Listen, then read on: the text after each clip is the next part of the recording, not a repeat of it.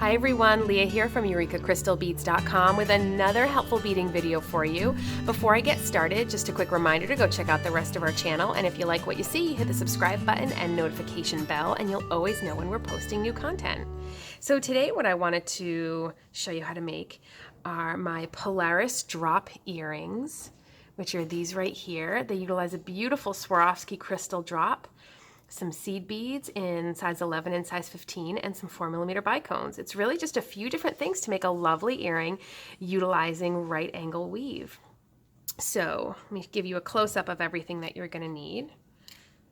So right here I have my Swarovski crystal drop here. This is in the color ruby. I have a size 15 seed bead, I have a size 11 seed bead, and then I have some 4mm crystals. Now this is enough to make one earring, so obviously if you're making a pair, you would need double what's in my tray. I'm just making the other half here. And it really doesn't take that much, as you can see. I actually have even more seed beads than I need to do the project. So it's a nice, quickie little project. You can easily make a pair of these earrings in an evening for sure. And they're also great for gift giving. I think they're a beautiful holiday earring, actually. So to get started, I have 2 feet of 6-pound fire line threaded onto a size 12 needle. And I actually will have a little bit left over of this fire line, but I always like to have plenty for when I'm weaving in tails and things like that. So I'm going to start by taking my 4 4mm crystals, and these are in the color Aurum, which I absolutely love. And I'm going to string all 4 of them.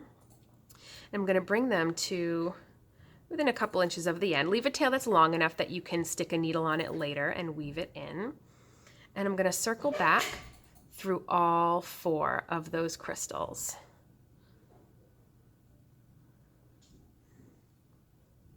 And then we're just going to let that circle close up there. And then I'm going to take my tail and my working thread and I'm going to tie them in a square knot. So that'll be right over left and then left over right.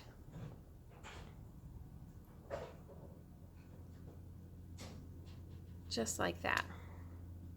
And whenever I'm doing beadwork and I've just had to secure something together with a knot, I don't like to just start by picking up beads right away. I do like to travel through another bead or two, depending on the stitch, just to pull that knot into my beadwork a little bit. So this is what you should have here. Now, let me dump out some of my other beads.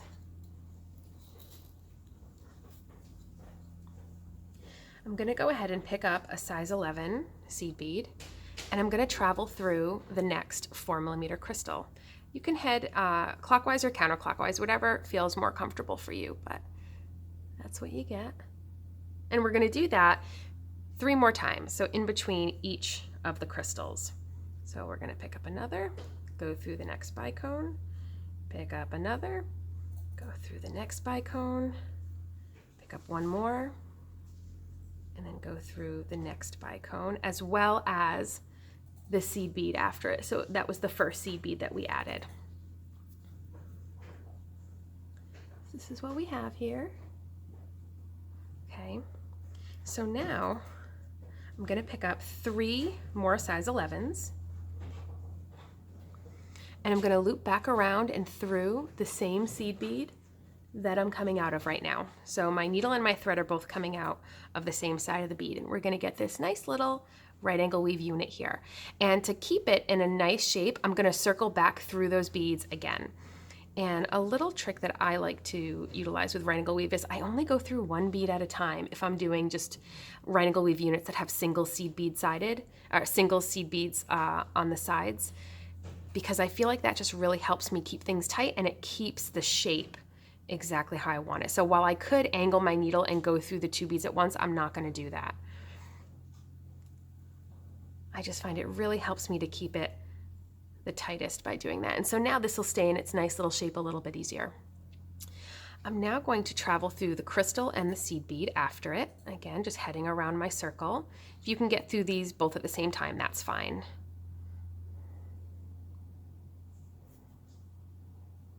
Okay. And now I'm going to pick up 4 size 11 seed beads. So this will be a little different than what we just did. I am going to loop back around through the seed bead that I'm coming out of. So that's similar, but I have a different amount of seed beads on my needle. Okay, and we get this little loop. And now I'm going to continue through, I'll just turn my beadwork because I find it more comfortable. We're going to continue through the first of the seed beads in that little loop. Okay. And I'm going to pick up a size 15. And then I'm going to go right through the next seed bead in that loop. And I'm going to repeat that 2 more times, and I'll give you a nice close-up once it's finished. So pick up another 15, go through the next seed bead. Pick up another 15 and go through the next seed bead.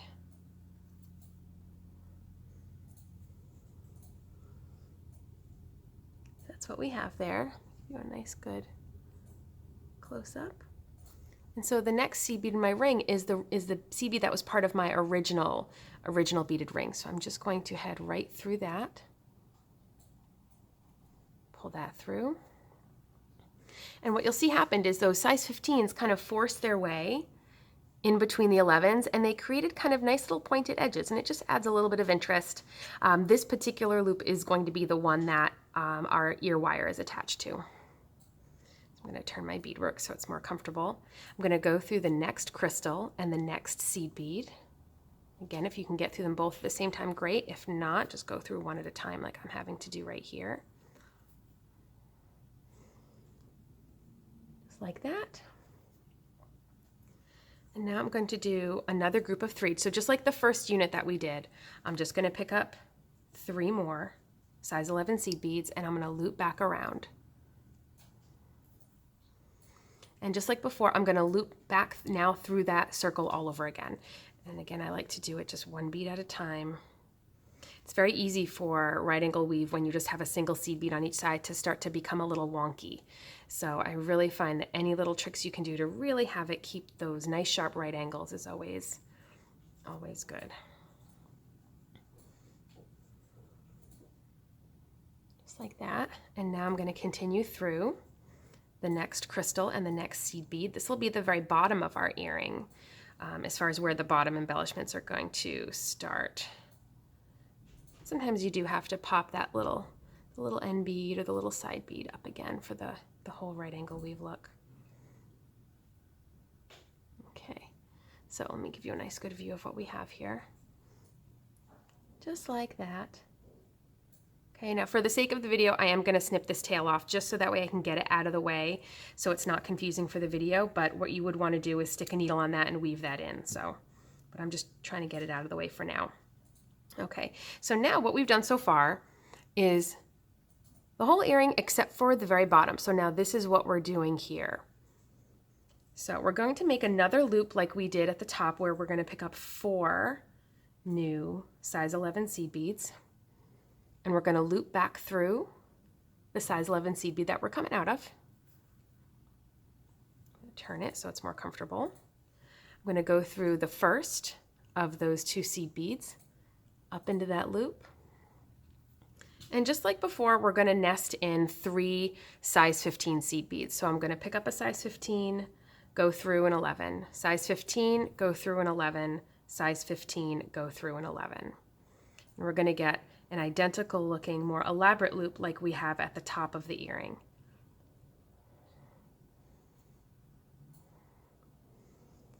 Just like that. And I'm going to go through the base size 11, the one that the loop is coming out of.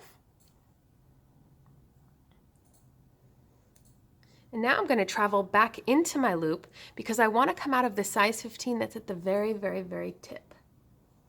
Right there. So travel up into that loop again, which means going through a total of 4 beads, a size 11 and a 15, and then a size 11 and a 15. And it's that last 15 that is the one we want to be coming out of.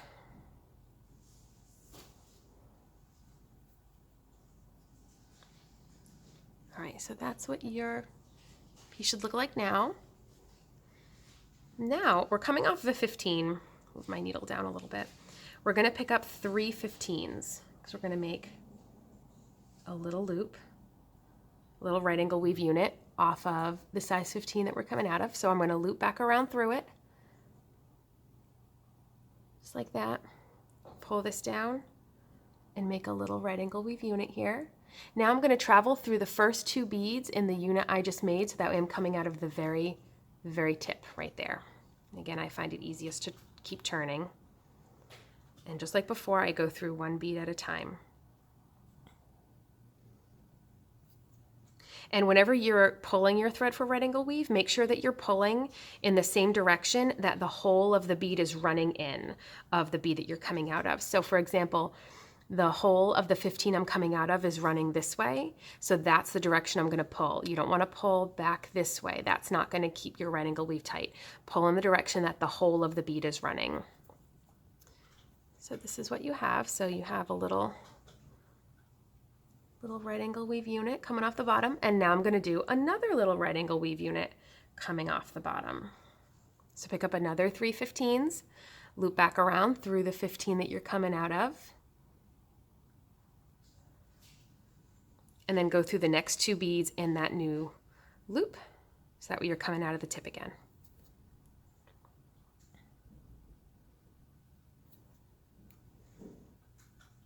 Okay, so this is what we have here. Now we're going to travel back up, crisscrossing through it, because we want to get back to the 15 that's at the tip of our larger loop. So it's the 15 that we then built these 2 units off of. And I'll, of course, show you another good close-up of that once I get up there. And you'll see exactly where you have to go. So we're just following the thread path that's already there.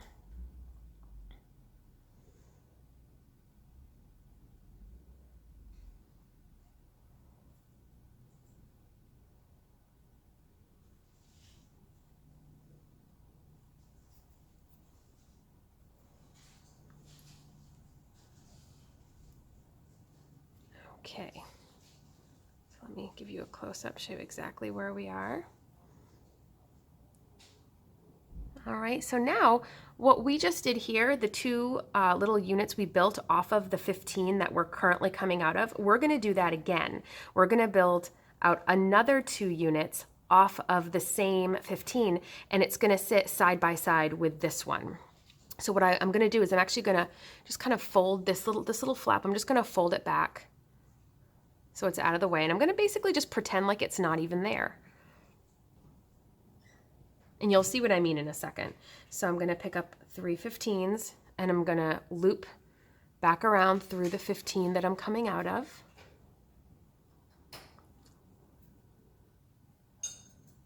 We're building sort of like 2 little legs, basically. I'm going to go up the next 2 beads in the unit that I just made, so that way I can build another unit off of it.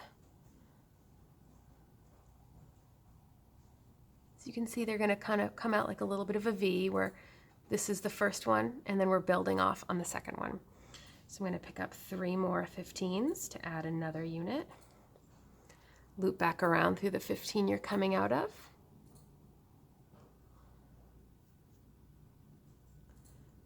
And then up the first 2. So that way we're coming out of the tip again. And I'll give you a nice good close-up.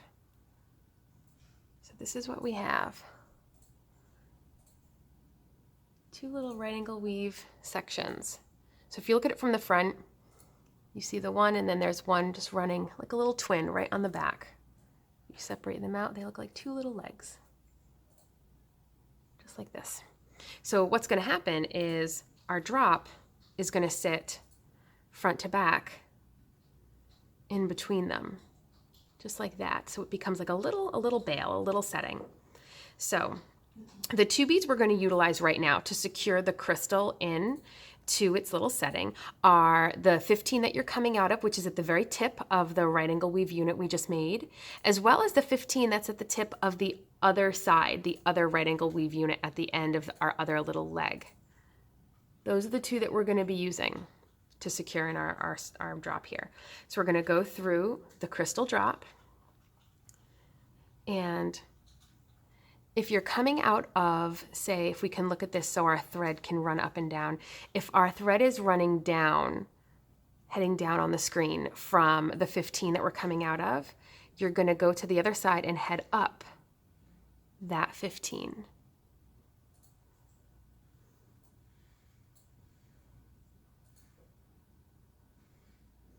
You can see how this sort of brings it right in. So now we're just going to cross back over through the whole of the briolet again. And it's okay if it's not completely tight yet. It'll start to tighten up now with this step here because this starts to lock it into place a little bit more. So now I'm on the first side again. And I'm going to go through that same 15, the 15 at the tip. Just like this. And then I'm going to pass through to the other side again.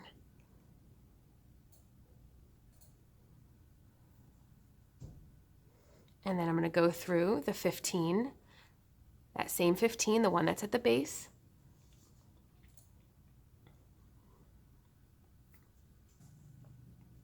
Pass back again. And then we'll go through this size 15 one more time. And again, we're just dealing with the size 15s at the very tips of both of those legs. We're going through the 15, going back through the crystal, going through the 15 on the other side, coming back through the crystal, and repeating.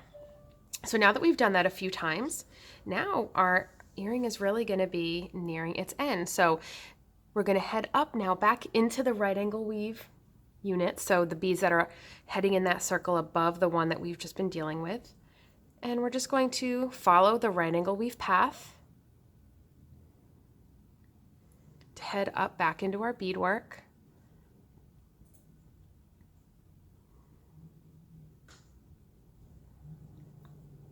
Just follow all of the beads that you already have there.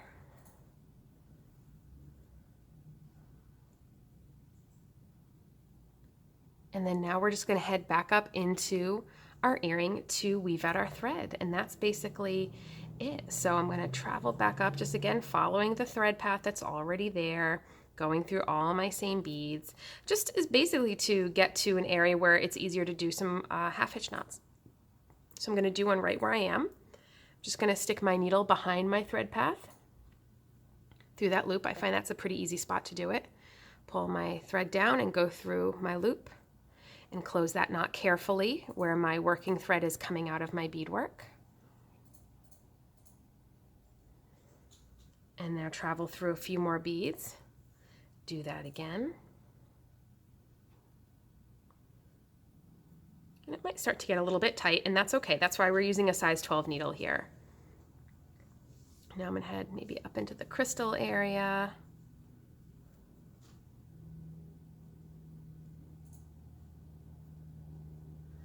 And just any old place that you want to make your knots. I'll head right into this little right angle weave unit on the side, and I can easily make some knots there as well.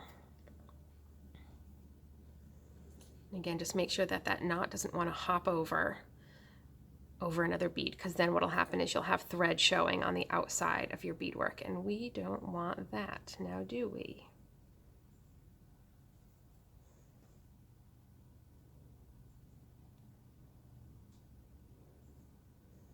And of course it's given me some trouble, but there we go.